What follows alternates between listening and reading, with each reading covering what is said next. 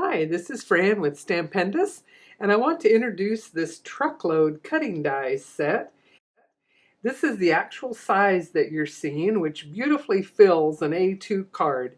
And you can enjoy doing lots of everyday themes with flowers and the truck going to market. We've got it to work for all of your fun fall themes with pumpkins or whatever, as well as your Christmas with the tree or packages. So let's take a closer look, and I'll give you some tips that will make it even more fun. We showed the package this way with the ideas on the front because to look at the die pieces may not be very clear as to what's what. And it has a stencil in there, which we highlight here, but it's hard to see. So we'll show you some fun tricks with it so that you can get rolling with lots of good ideas. When you open the package, you will have this information, and we will reference some of that as we do a few more little sample pieces to show you some ideas. I like to put my dies, once I open the package, get them on the magnetic sheet inside one of these stufftainers, and then everything is easy access. And you can see here how many of them have interior cut lines, and that is all a part of the detail and some fun things that we can do with them. So you can enjoy using solid colors of all different kinds, printed papers, but I've quite enjoyed some fun options just using markers on top of some of these different color papers.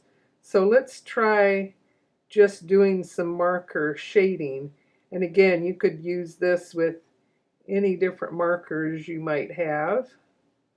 I'm using the Copics, and just choosing a shade darker will let me do some interesting detail to make it look a little bit more three-dimensional.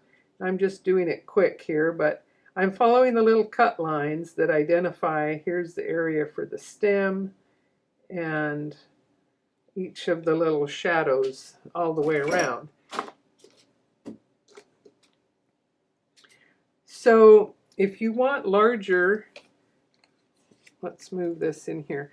Let's say you want larger and smaller pumpkins, then the cut lines give you an option to take your little scissors and simply clip at the edges. And you can see how you can change the shapes to get a couple of different sizes of pumpkins, and I can even cut further over here and have a small one as well. Let's try using a marker here just to enhance the simple shape here of our flower pot.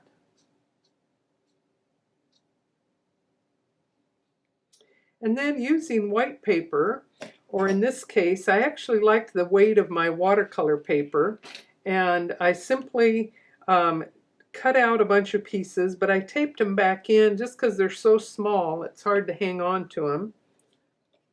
But I'll show you easy ways to make this look like sunflowers.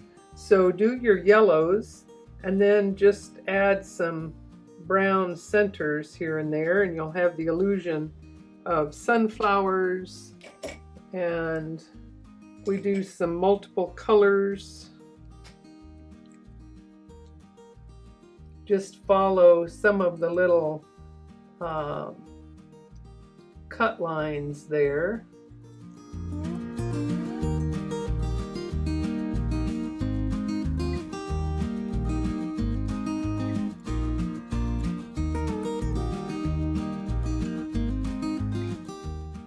And then the pointier one works for a wreath or for more foliage underneath the flower in the flower pot. But let's say you want to do a couple of shades of green on it.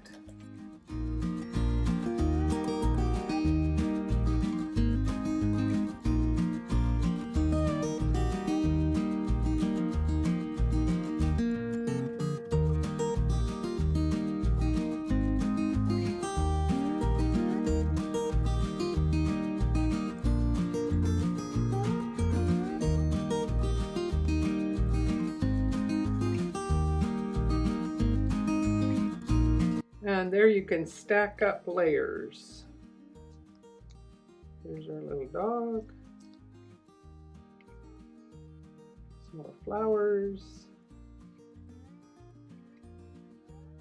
Or this one with the bow becomes a little wreath. The tires, I used foil for the inner circle for the wheels. And of course you can use your solid colors and all your interesting prints and make use of all those little scrap pieces.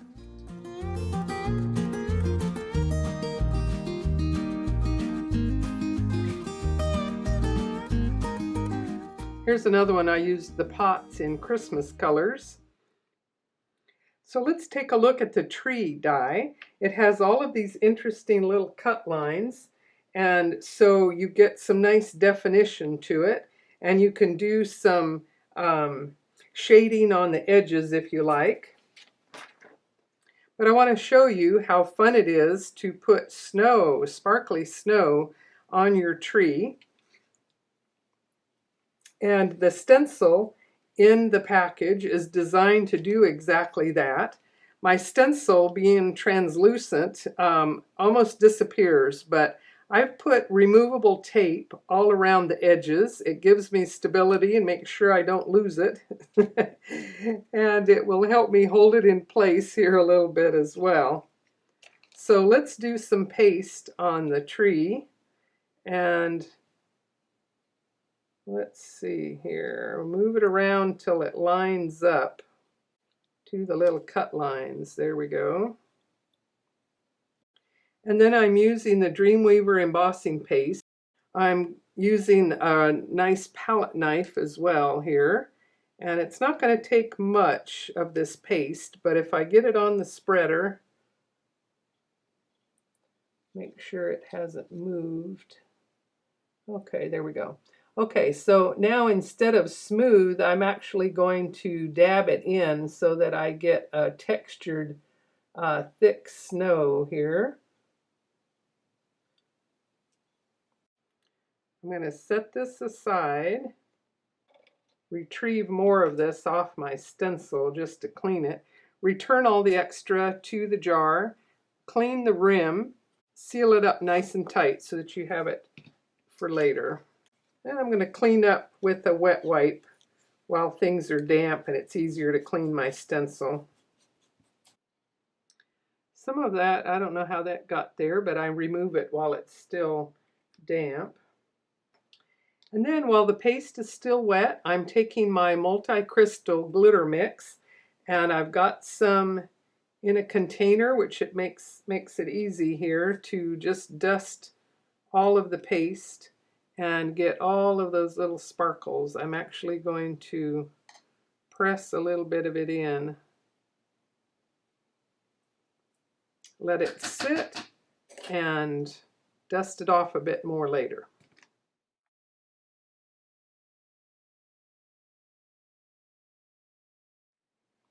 So this stencil has a tree line, some other snowbanks, a little road, a fence, and all of these elements can be used with whatever stencil brush and pigment or inks that you prefer, and you can create some interesting soft little backgrounds as you see on these cards.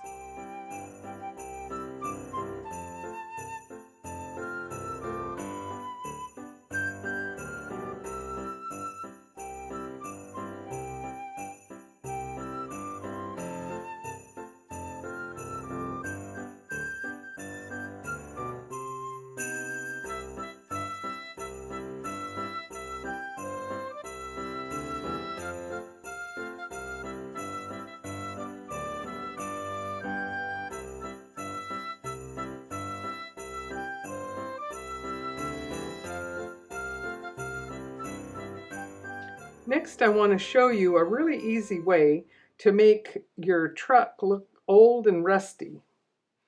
And for that, we're going to use our watercolor paper and our Daniel Smith watercolors like I've been doing in the video series. And I'm going to revive my palette and do a little bit of pre-mixing, and then we'll get started. I'm going to try it 2 different ways. On this one, I've die cut it, but I've taped it back together to minimize the warping as we get it wet. And I want to see if the paint goes down into the cut lines a little bit. And then I'm going to do another panel just free for all over here, and we'll use that one to die cut later. So I've positioned my warm primary colors in this area of the palette, and this will let me mix all of my browns. And then I also squirted some more of the paint and stirred together to do a range of yellows to browns to blacks in some of these compartments. So I'm just going to use any and all paints as I go along here. And we'll do this fast forward and see how it goes.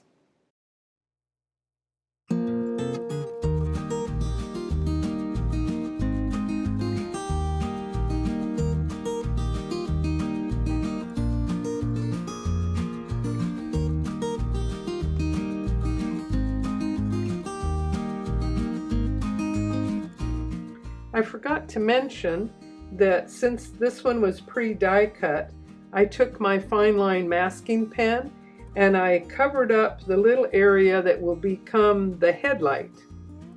And it had time to dry before I started painting on top here.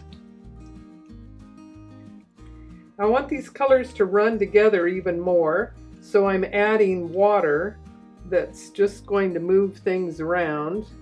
And I wanted a bit more of this orange of the scarlet to come into it here, so we'll splash some more of that in, and the water will kind of create some of those blooms of color.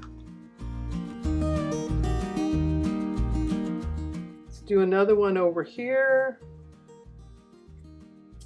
and again we'll just add all different shades of browns. This is about the width of the truck, so I know it'll be a big enough area.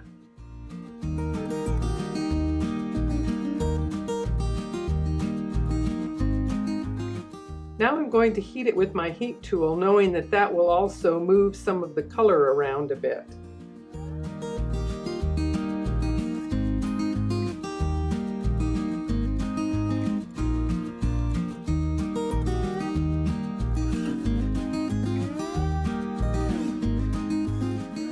I also have several different of my Frontage embossing powders, and the seasoning is a mix already, and several of these other colors will be fun as well. So I'm going to apply some of those as I heat it here. I'm simply going to sprinkle from the jar here.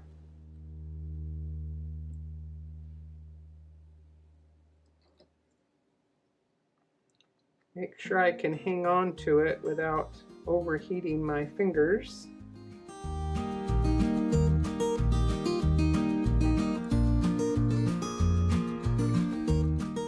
So now I'm going to heat from underneath.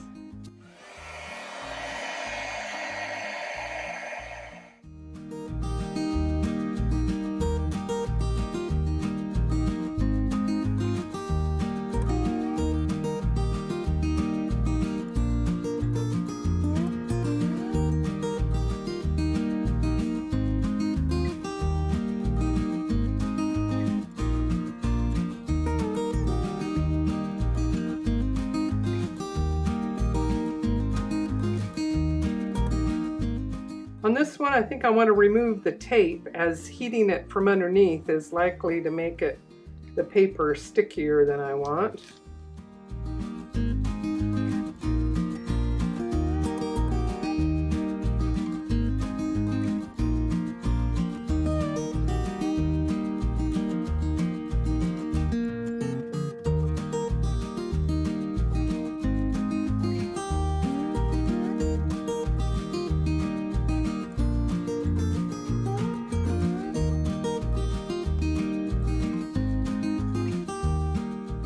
On this one, I wanted to try the aged marine,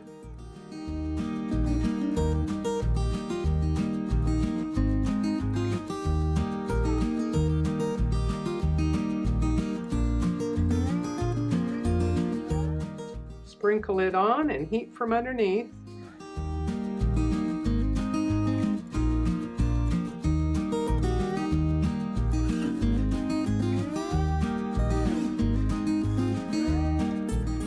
And in just a minute or two, we've aged it like it was sitting out in a field for a really long time. And now this little area with the masking fluid, I can simply roll it away, and there's my little headlight. And you could also cut out that little piece and put a piece of foil paper in from underneath if you wanted. And since we missed a couple little areas, I'm going to take a marker and just touch it up here and there, since that's what I have handy.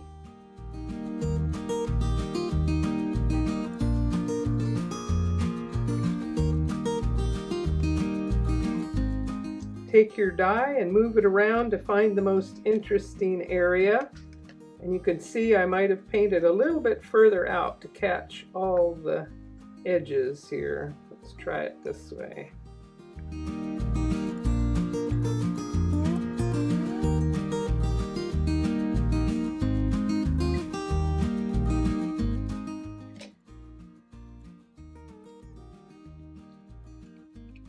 So you can make your watercolor truck any color combination you want.